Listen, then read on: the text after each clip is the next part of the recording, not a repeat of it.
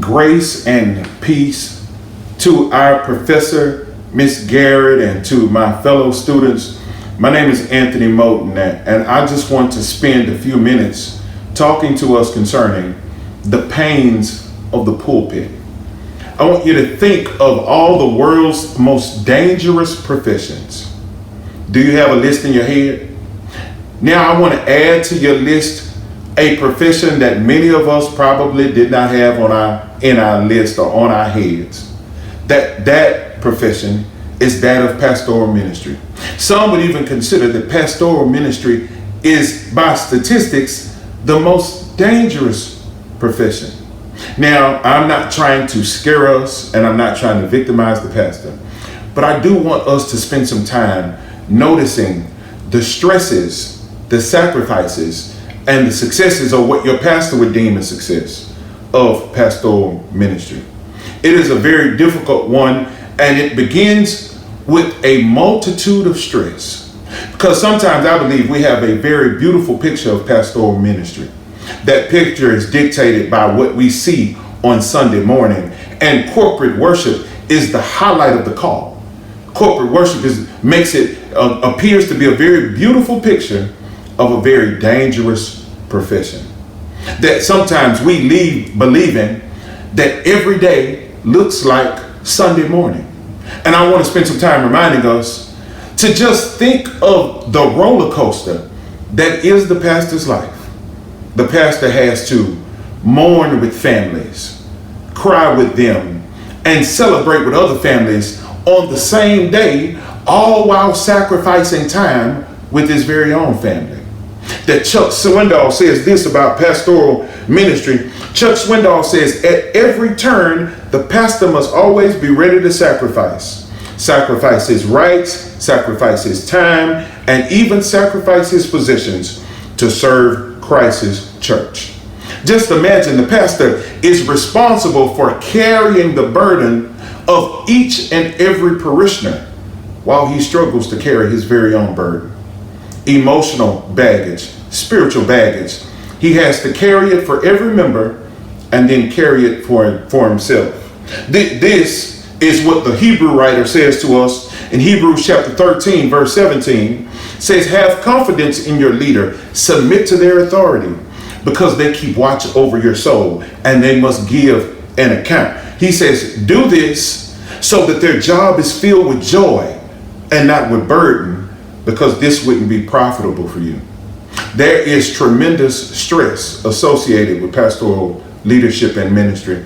But not only is there stress associated with the job, there's also sacrifice associated with the job. The stress that is associated with it is only attached by sacrifice. And look at how the sacrifice has manifested itself over the last several years. I want to read to you some statistics that it's given to us by soulshepherding.org. And these statistics prove out how stressful and sacrificial it is to be involved in pastoral ministry. He does a poll, and the poll says that 75% of all pastors report being extremely stressed. 90% of all pastors work between 55 and 75 hours a week. 90% feel fatigued and worn out. 70% feel that they are grossly underpaid. 78% are forced to resign because of stress. 80% won't even make 10 years in ministry service. 91% have experienced burnout in ministry, and 18% at the time of the poll said that they were burnt out currently. This is post-pandemic. Clergy is in the top 3 professions leading in suicide. It's an alarming statistics and alarming rates that we look at this, but not only is there some loss as it relates to what we sacrifice to do the job, but then it affects our family life. Here's what these statistics say to prove out the emotional pain spills over into family problems and even moral failures. These are more statistics. 70% of all pastors feel that they have lower self-esteem than they had when they started ministry service. 50% are discouraged and will leave the ministry because of it. 80% believe that pastoral ministry has negatively affected their families. 80% of all pastor spouses feel left out and unappreciated in their own churches. 77% of pastors say that they don't have good marriages. 41% display anger problems at home. 38% are either divorced currently or currently divorcing. 50% admit to using pornography or having some other kind of sexual sin. 65% feel like that their family live in glass houses. But ministry stress it alone does not explain the struggles of pastoral ministry. For many of us, we struggle trying to honor the God of the work while we do the work of God. We're too busy being leaders to be disciples. And so here are more statistics. 70% don't have anyone that they consider to be close friends. 50% do not regularly meet with accountability partners or accountability groups. 21% spend less than 15 minutes a day in prayer. And the average for the average believer is 39 minutes a day in prayer. These numbers prove the sacrifice that it takes to be a pastor. What is successful pastoral ministry anyway?